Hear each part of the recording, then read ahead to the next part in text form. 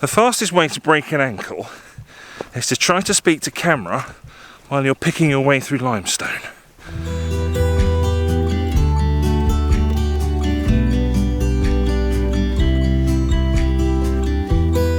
You could be forgiven for thinking that Yorkshire is the last word in limestone pavements, but here in Cumbria we also have our fair share.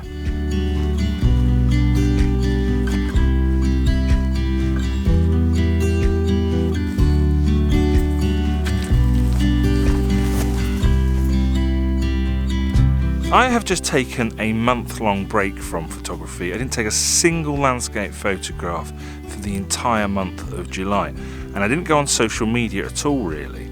I didn't post anything. The one thing that I did do was try to stay in touch with a few of my very close friends on YouTube, one of whom is James Burns. Now James is a Yorkshireman, he lives in Yorkshire, and when he's not over here in Cumbria, he does do films over in the Yorkshire Dales.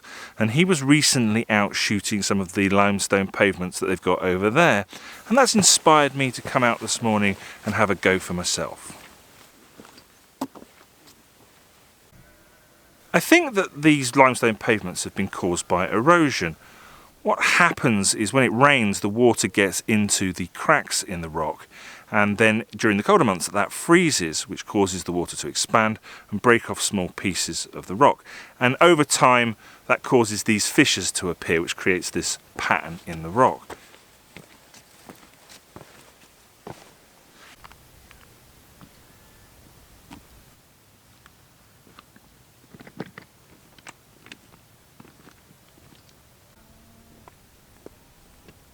I've been trying to pick my way towards this small hill behind me. Now, on that top of that hill, you can't really see it from here, but there are some cairns, which I think might make for an interesting subject for a photograph. And as I've been working my way there, I've stumbled across another cairn which is sitting out here on its own. Now, when I first arrived, we did have a little bit of light, but unfortunately that's now gone. So I'm going to hang around for a little bit, just see if that comes back. And if it doesn't, I'm going to take the shot anyway.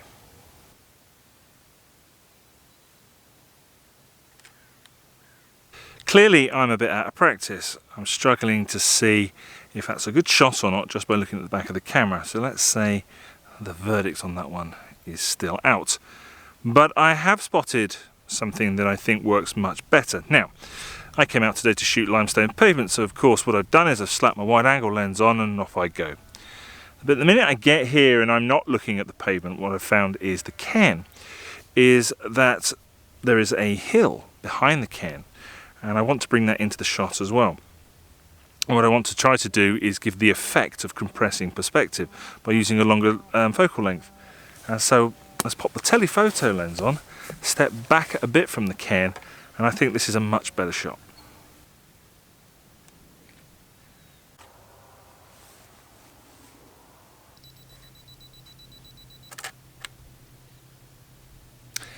That's a bit more like it.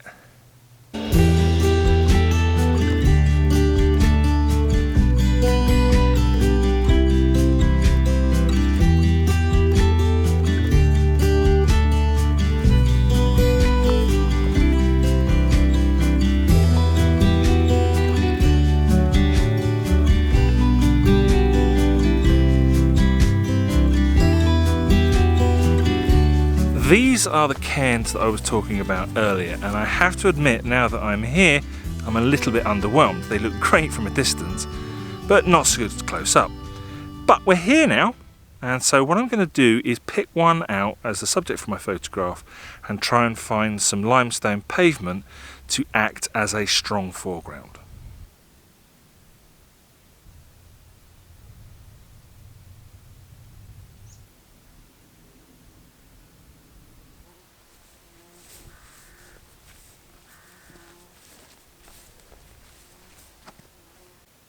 I don't use foreground interest very often. It's something that I struggle with, but over the years I've learned a couple of things.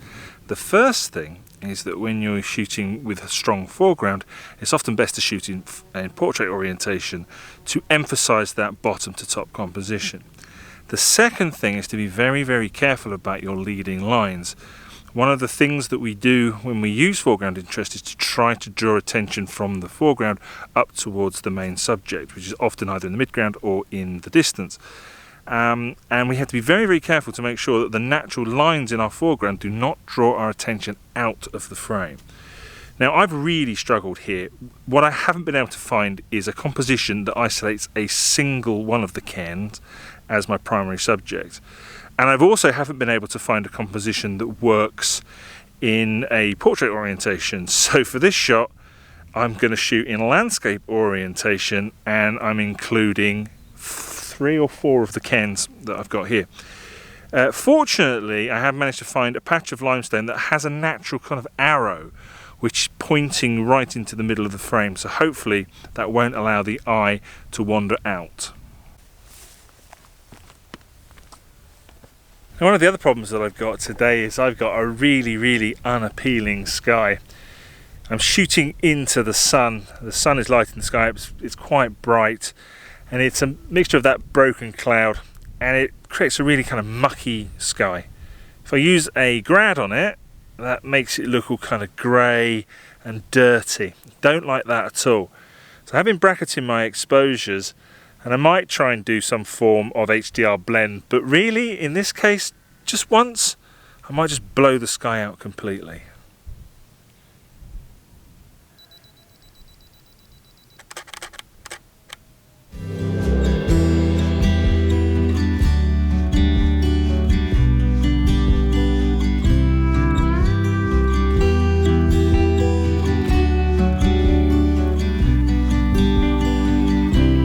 I haven't made one of these videos for quite some time, and I think it goes to show that I'm just a little bit out of practice because I've completely forgotten to mention where I am today.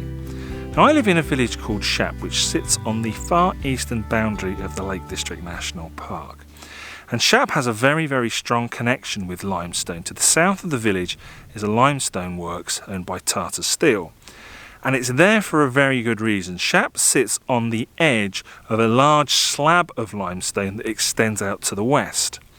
And today I've come to a place called Great Asby Scar, and that sits in the county of Cumbria, but since they extended the border, it now forms part of the Yorkshire Dales National Park. And this has got me a little bit worried. I'm concerned that James and his fellow Yorkshiremen are trying to get their hands on our Cumbrian limestone.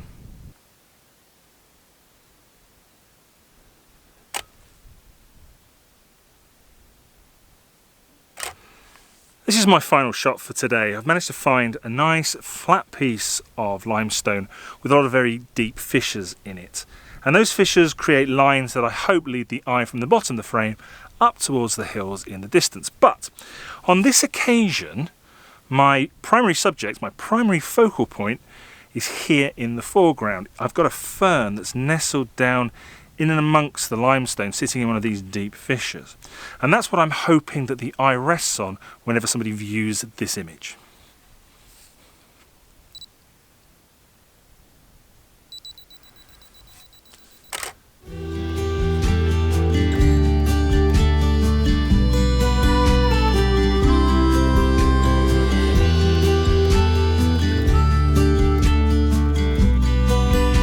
There's been a very interesting thread on Twitter this week that has essentially made the observation that social media has pretty much killed off the constructive criticism of landscape photography these days. The point was made that most of us, myself included, are far more interested in the likes and the short form comments like "great shot" that we get on platforms like Instagram. And we're not prepared to enter or ask for more in-depth feedback. Now, the problem that I have is that I have far too much of an emotional connection to my images in order to be able to receive constructive criticism in a positive way. And also, I don't trust a lot of people out there on the internet to take into account my feelings and my emotions and my attachment to my images. But on this one occasion, I would like to offer you the opportunity to feedback what you think of that last image that I took. And if you're a beginner and you don't really know what to say, just have a look through some of the comments. and try to look at the image that I've taken and the feedback that others have given, and try and let that help you improve your photography going forward.